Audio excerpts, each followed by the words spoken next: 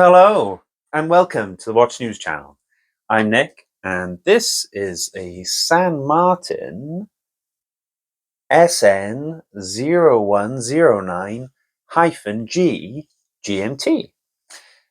So this is the relatively new San Martin GMT, the one with the aluminium bezel, powered by the NH34. Been out for a little while now. I've had it for a bit as well. Been meaning to do a review, just haven't really had the time. It's the Aliexpress sale right now. And I saw someone on Facebook saying they hadn't seen many reviews of this watch. There are a few on YouTube, so I'm not quite sure how well they were looking, but I thought I'd get a review up just to give you my thoughts on this watch, as it is a really nice watch. I really like it. I have got a sort of a bigger review planned between this watch and also a Tudor, an actual Tudor GMT, which I've borrowed from a friend, but it's just taking a while to get that sorted. So I wanted to get this up in case you wanted to get one of these in the sale, because they're discounted at the moment, and also using the code you can get a bit more off. So let's get into the video. We're going to go through a few specifications, what I think about the watch, how it wears, and a little bit about, have a little chat about, kind of watch it is, which is a proper homage watch rather than a photocopy homage, which we've had on the channel a bit of late. But anyway, if you like this video, please like and subscribe, and thank you very much. Cheers. So, specifications. San Martin have designated this watch SN0109-G, and it is powered by the automatic Seiko NH34 GMT movement. We've got a case and bracelet made out of 316L stainless steel, domed sapphire crystal with internal anti-reflective coating, which I believe to be blue, a bidirectional 24-click two-tone aluminium bezel. Now the watch this is homage in has a 48-click bezel rather than 24. BGW9 powering those hands and indexes. Case size of 39mm and a lug-to-lug of 48.5 millimeters, which of course making it very wearable.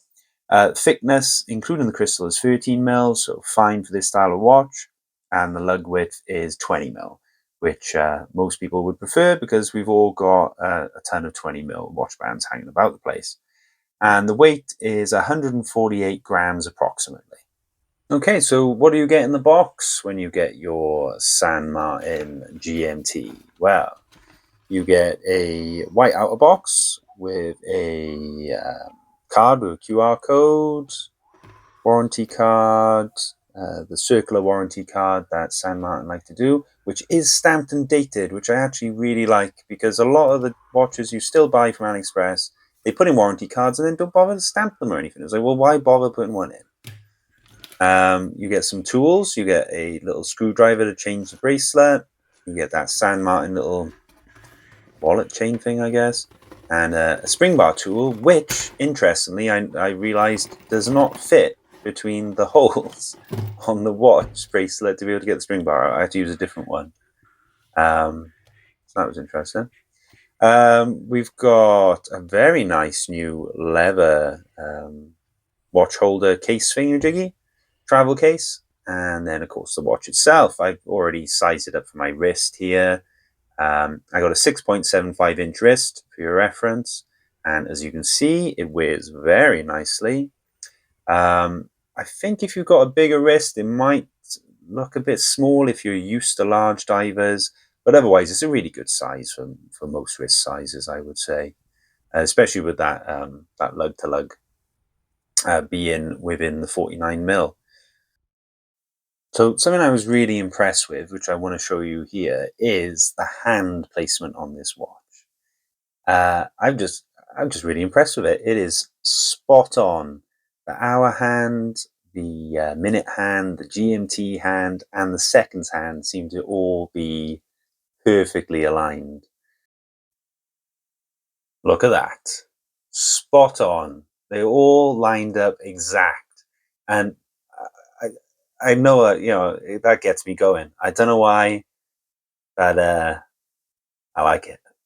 All right, so let's have a look at the watch itself now. So as I said, it's a good-looking watch. It's pays a good homage to the Tudor that it's homaging. It's not exact, as I said. It's not a photocopy, which is, in my book, a good thing. I see a lot of people on the groups and on Facebook sometimes complaining that a homage is not close enough to the original, which I don't quite get, because they're basically asking then for a copy. Whereas a homage takes elements of a watch and sort of kind of makes it own. Granted, this isn't completely its own thing. I mean, you know, it is what it is. But the hands are different, the bezel's different, the size of the hands and the size of the indexes are different, and the size of the case is quite a bit smaller than the watch's homage. And so it is a different watch. So we've got a matte dial with lume-filled indexes and, of course, snowflake hands. We've got a nice GMT hand, which again is different from the watch size homage. The GMT hand is quite a bit different. And an NH34 then, Seiko GMT power in this one. Gotta say, the movement's been running great. It's been running at plus 1.5 seconds a day for me so far. And I haven't got a time grapher, so that is using the Tool Watch app. I don't know if anyone's ever used that, but I have done regular checks, and that's what it's come out as 1.5. So hit or miss there. I would like to get a time grapher, but can't afford one right now because I'm trying to buy watches. So I really like the San Martin medallion that they put on the dial these days.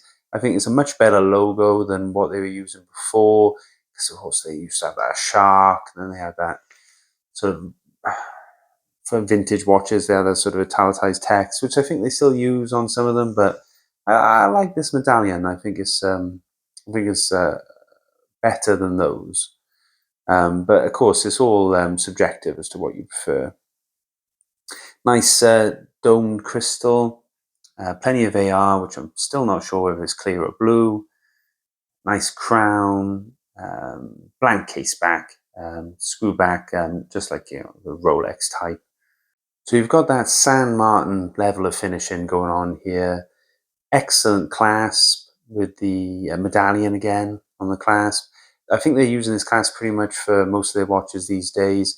I have seen that they've released a new clasp that's got on-the-fly micro adjustment. I would love to get a watch in that's got that in, or just get to see that clasp. It looks good. But yeah, you know, San Martin, the quality of their watches is right up there right now.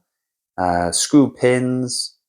They come with that little screwdriver to change the pins if you need to, and you know, you can see the quality there, how well done they are. It is really well made.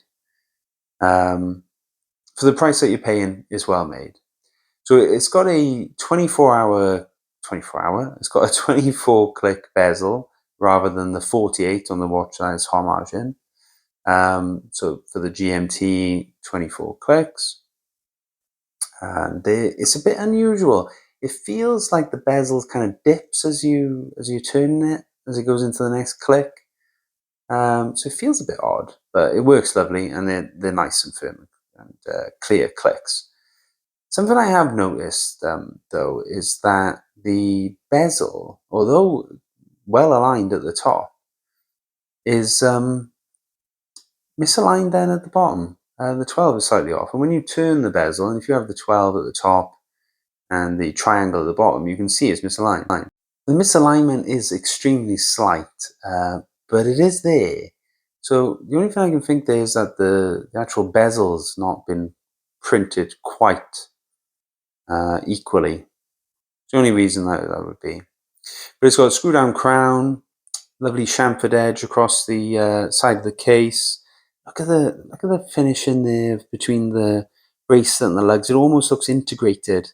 You got to give San Martin their dues for that. Brush sides, where it's high polish on the side of the watch that is homage in. Again, there's the differences there. But yeah, it's very well made. 4 holes a micro adjust, and it's a good watch.